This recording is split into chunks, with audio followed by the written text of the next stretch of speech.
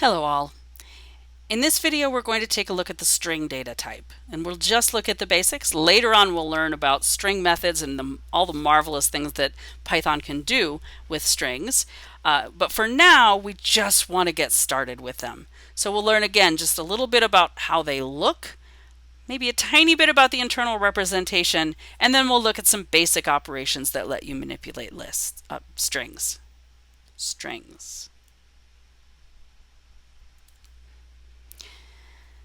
So here I have on the right again my notes. I'll move down the notes just a little so you can see all of them. And on the left I'm going to be doing some examples, and that I hope will be more helpful than just some text, but we'll see. So strings are an example of a sequence type in Python. There are a number of sequence types. Lists and tuples are two others that are also sequences. And in this case, what that means is it's a collection of data that can be put in order. In this case, it's a linear collection of data. One piece of data follows right after the other. And for a string, the data are characters. They're keyboard characters. Now, Python, as it says here, Python uses Unicode.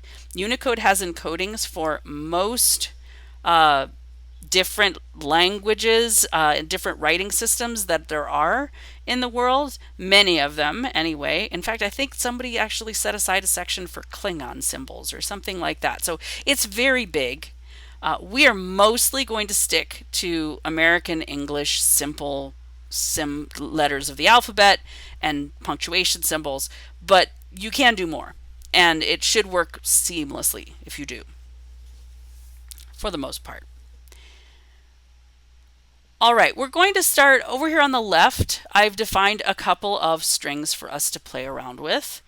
And I want to talk about internal versus external representation. So deep down underneath, a string inside the computer is a chunk of memory that's been broken up into a lot of little boxes, and in each box is a character. And the character is a single key that you would type on your keyboard. Or a single symbol in Unicode. Some of those, in certain writing systems, you have to type more than one key to get a symbol. So that's how it looks underneath, but we don't want or need to know that much about it, except when we start accessing those characters, we do have to know a little bit about it. Instead, we look at the visual representation of a string.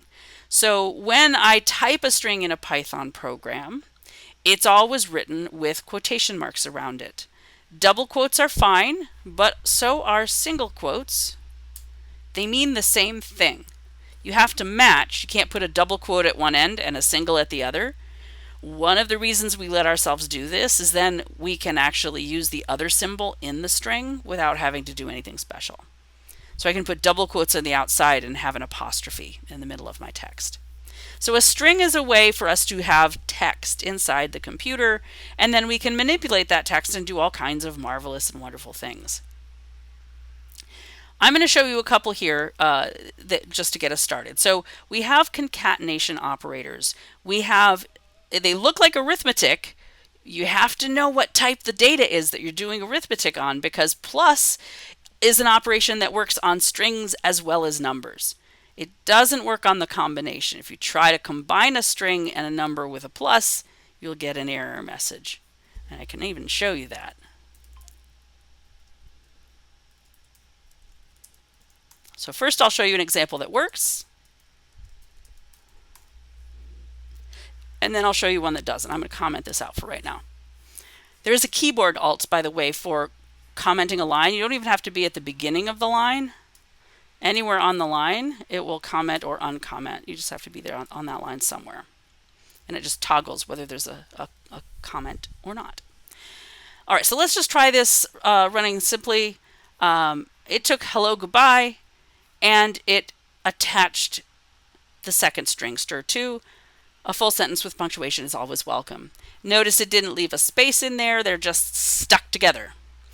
That's what the plus operator does. It's called concatenation, and it means to put two things together, to connect two things together.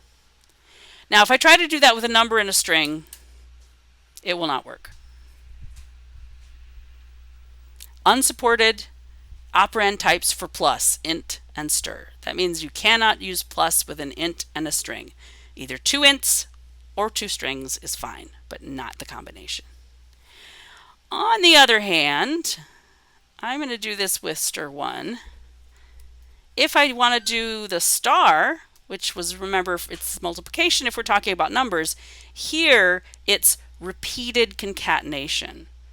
They're sort of going for a metaphor analogy here, like plus puts numbers together in a certain way, and multiplication is repeated addition. In strings, plus puts strings together in a certain way, and star is repeated concatenation. All right, let's look at what it does. Okay, so here's our second result. Hello, goodbye, hello, goodbye, hello, goodbye. This does take a number and a string because the number tells us how many times do we want to replicate that particular string. This is not, you would think you wouldn't use this very often, but it is actually really handy. Suppose that I wanted to have a dashed line that was 20 long. Instead of sitting there and typing dash, dash, dash, dash, dash, dash, dash, dash, try to get my count right and not lose track in the middle, I can do that easily with this multiplication operator. Let's do hash marks.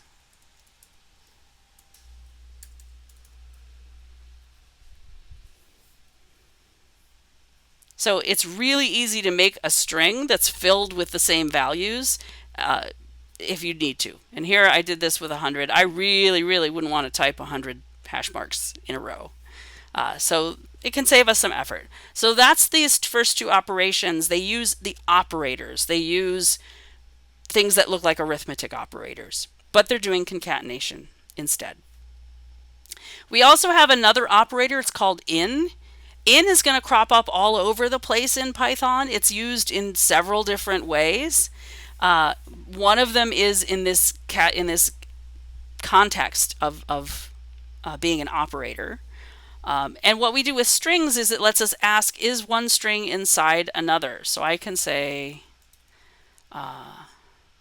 str3 in str1, str3 in str2.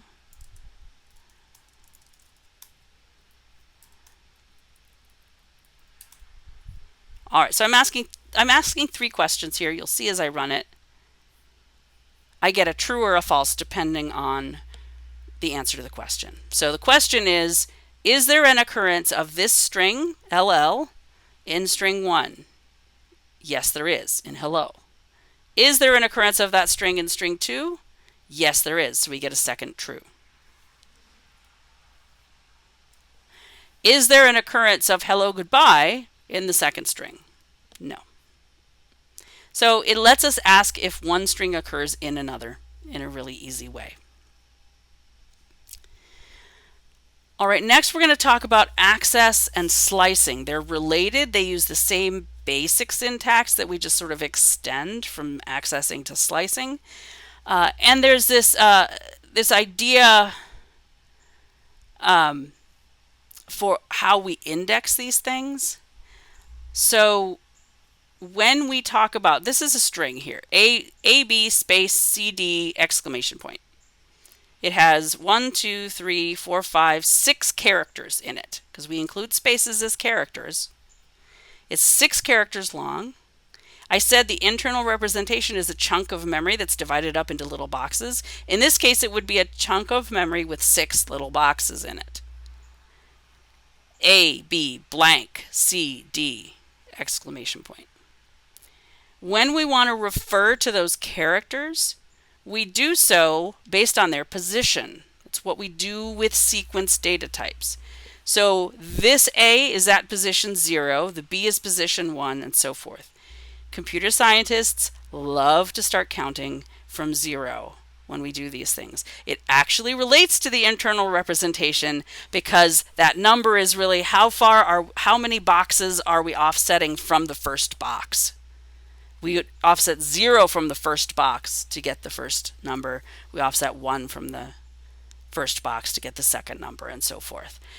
But we just put it in your head as computer scientists start counting at 0, and you'll be fine. We can also use negative numbers in Python to index. That lets us index the strings from right to left. So -1 accesses the last position, and then they go with bigger negative numbers as you go to the left. So let's take a look at that in the context of what we have here. I'll just get rid of our earlier tests, and we'll take a look at stir1. So I'm going to print stir1 sub 3, stir1 sub 4, stir1 sub 5. Oh, and you notice what I just did there. We use the square brackets. That's the notation to access data in some sort of data type. In this case, inside a string. We'll use the same notation for lists and for other things later on. When I was reading it out loud, I said stir1 sub 3. Using sub when we use this sort of square bracket notation is really common in computer science, because this was computer science's way of doing what mathematicians do with a subscript. So if I was writing this in math notation, I'd probably do str1, and then the 3 would be a subscript. It would be small and down at the bottom. We don't do that inside programming languages. They don't use that fancy a notation. So we use usually things like square brackets, sometimes others, but square brackets is what we're going to be using. So if I say something sub something, what I mean is square brackets. I'll try to remember to tell you each time. All right, so let's see what that's going to do. Take a moment and see if you can predict which letters it should print out. Oh, yep, I have to put a 1 on here. Now notice, this is a good point for me. I got an error message because my code is wrong. Notice that if I look here, I've got a warning. It's trying, the editor in PyCharm is trying to warn me before I run my code that there's something wrong. And if I highlight this little yellow bar over to the right, it says class stir is already parameterized. That's not a very helpful message. But fundamentally what it's saying is you're using str, that's a built-in word, and I don't think that this is a place where you want to use that word. And what that means is I got the variable name wrong. I just didn't type str1. Now notice that all the yellow warnings have gone away. It's a little fussing about me because I have a blank line at the top and it doesn't like that. But otherwise it's happy. So there, it printed LO comma. Is that what you predicted it would print? H is 0, E is 1, the first L is 2, and then we get 3, 4, 5. The space is 6. The 7 would be the G. So if I wanted to print out good, I could do 7, 8, 9, and 10. And that would print good.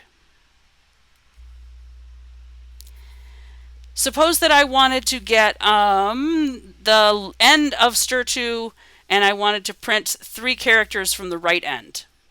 I could do the same sort of thing. I could do stir2 sub -1.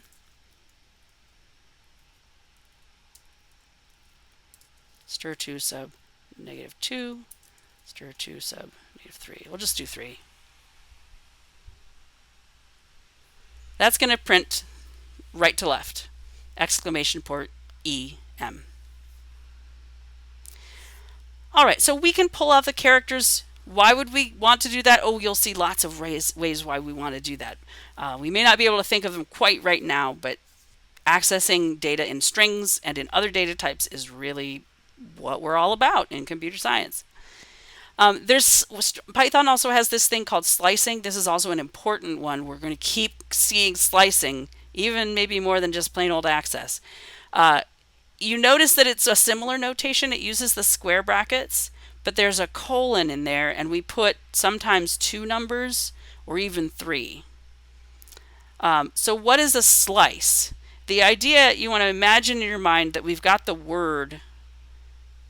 You probably are all too young for there was a show called The Electric Company, and they used to do this thing where they'd use a big butcher's cleaver and they'd chop the front part of a word off and swoosh it away. That's what we're doing with slicing. You imagine you've got the whole string here, and then we're telling it where to start a chop and where to stop a chop, and it'll give us whatever's in between.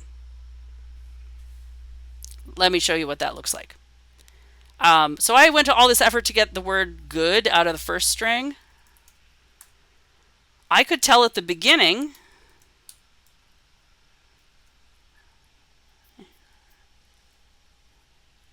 and I could tell it an ending point, and it will slice that part of the string out. Oh, put a closed paren at the end. And it gives me the whole thing, good, as a substring, as a string itself. So it basically lets you slice out portions of the string. There are different variations you can do. Here I actually gave it a starting point, and notice that the ending point is the index past where you want to go. It's for convenience under certain circumstances. It's just you have to kind of remember that's the way it works. It goes up to but not including the end. There also are other variations. So I could say, let's say, colon 5 instead. I've only given it one number. If you only give it one of the two values, start and end, it assumes that you mean the other end of the string for the missing value. So here it's going to assume I want to start at 0 and go up to but not including 5. So it should give me the first 5 letters from that string. And it did. It gave me hello. I could also say 7 colon and leave out the end. And it'll say, okay, you want to start at 7 and then you want to just go to the end of the string. So it assumes you want to go to the end of the string if you don't give it an actual end point. You can also do crazy things like this, I think. Let me try it. Yeah. That string is not 25 letters long. 25 is way past the end. It just assumes if you give it a number that's too big, you're like, oh, okay, go to the end of the string and then stop there. So it's kind of fun that you can do that. We don't use it as often, but there is an option to add a third number, another colon, and a third number. I'll show you what that looks like on our long string. I'm going to do, let's say, 0 colon 50 colon 2. And I want this to be str2.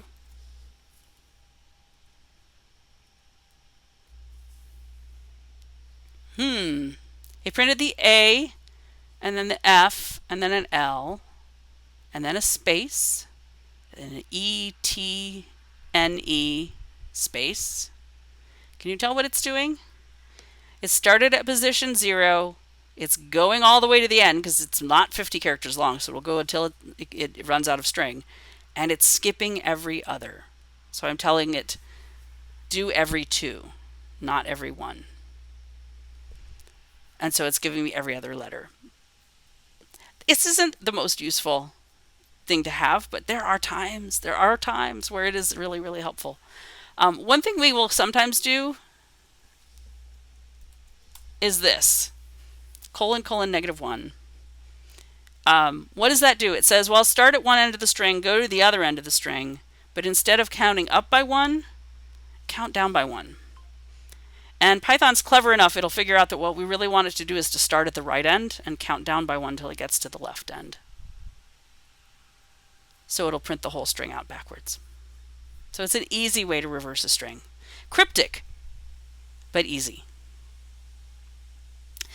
The last topic that I want to talk about are functions on strings. There are only a few functions that operate on strings, but there are many, many, many methods that we will talk about later that let us do much more fantastic and interesting things with strings.